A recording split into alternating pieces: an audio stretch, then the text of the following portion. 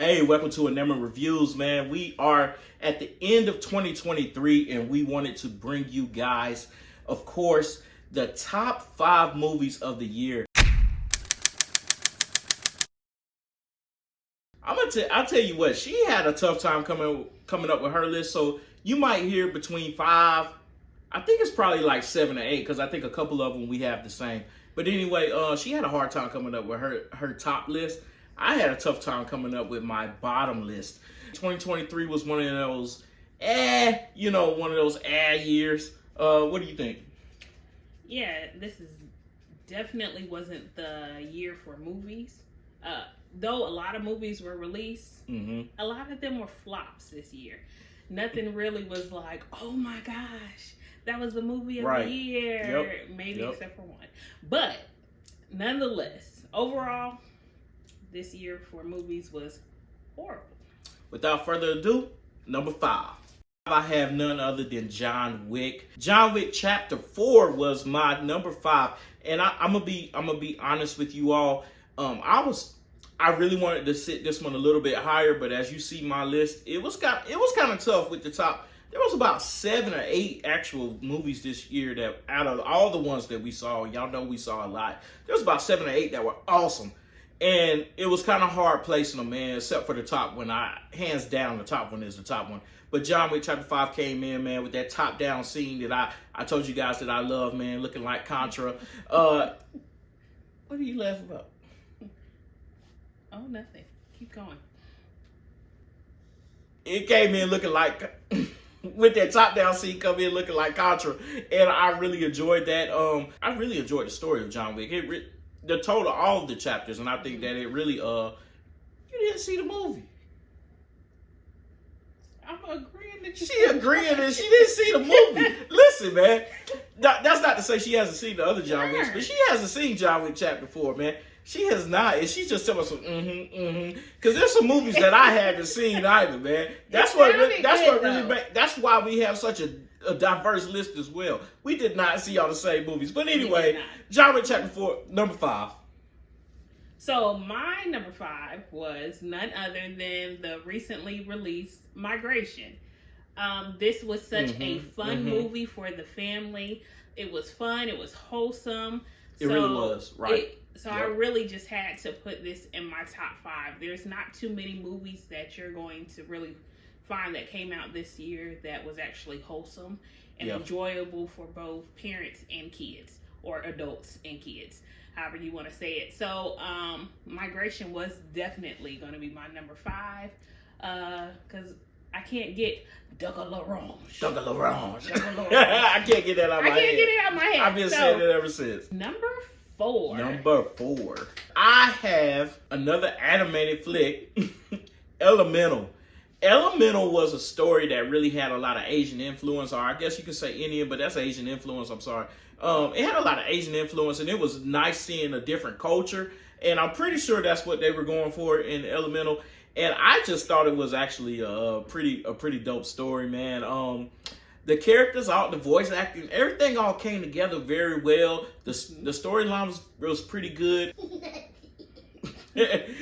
Obviously, as you can hear, Elemental was good, man. I really have not. If you guys haven't seen Elemental, you're obviously sleeping under a rock or something, man.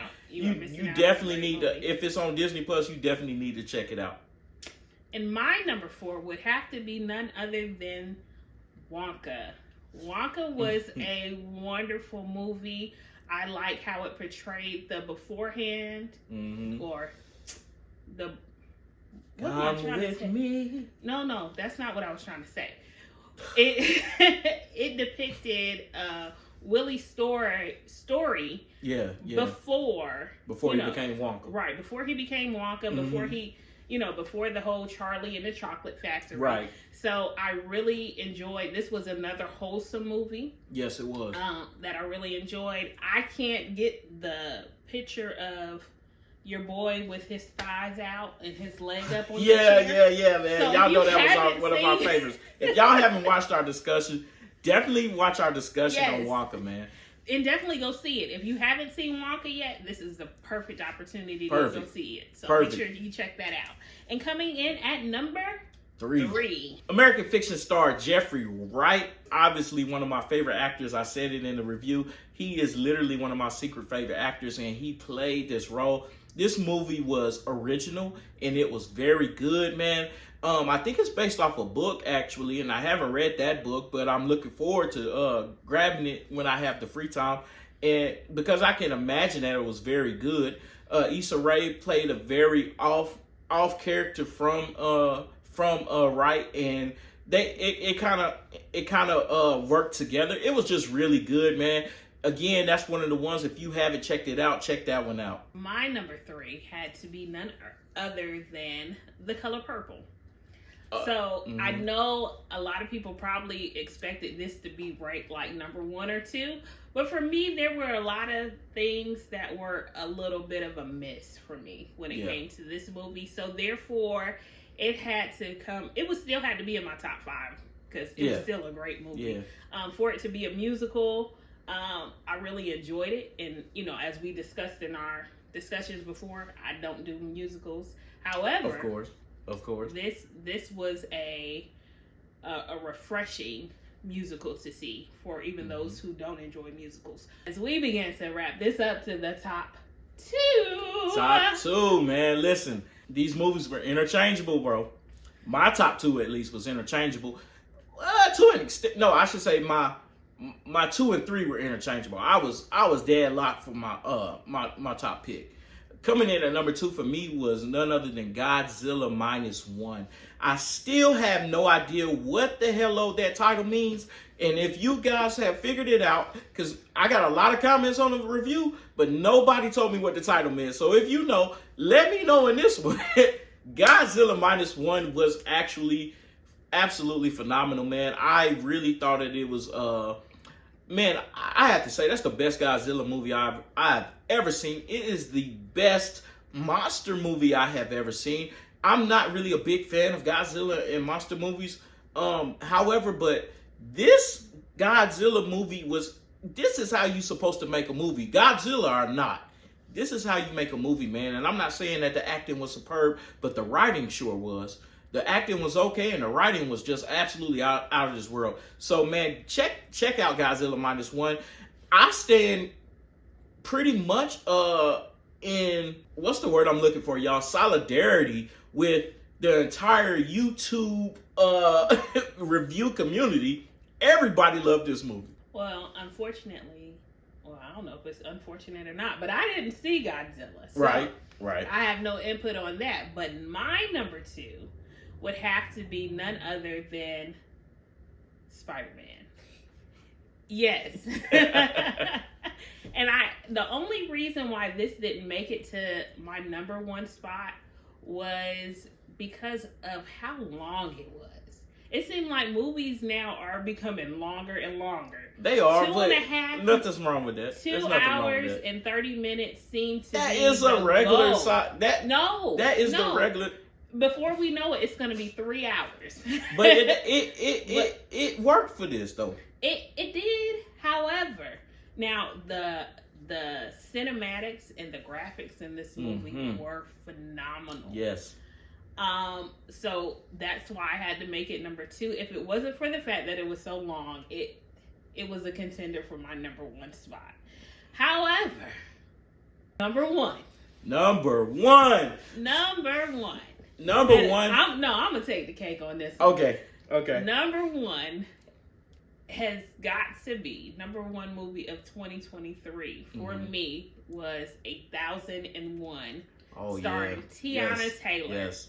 Yes. That movie has very moving. Yes, very touching, had man. So much.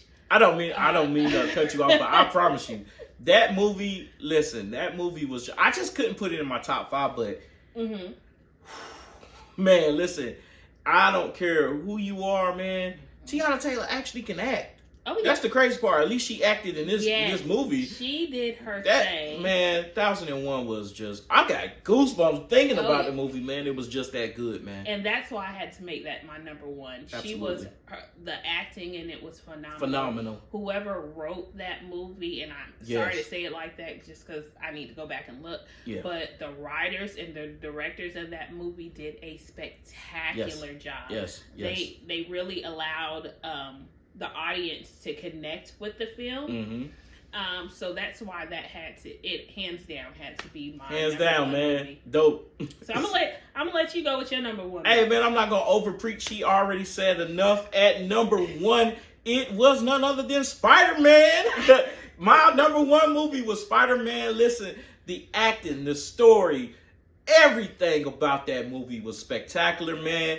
And I'm going to close it with that. I'm not going to overpreach, man. If y'all haven't seen our bottom 5 movie list, then check it out. Definitely. Thank you. Hey, and if you're not a subscriber, consider joining the family, man. Let us know what your top 5 were for 2023. Yeah. And Happy New Year. We'll see you in Happy 2024. New Year.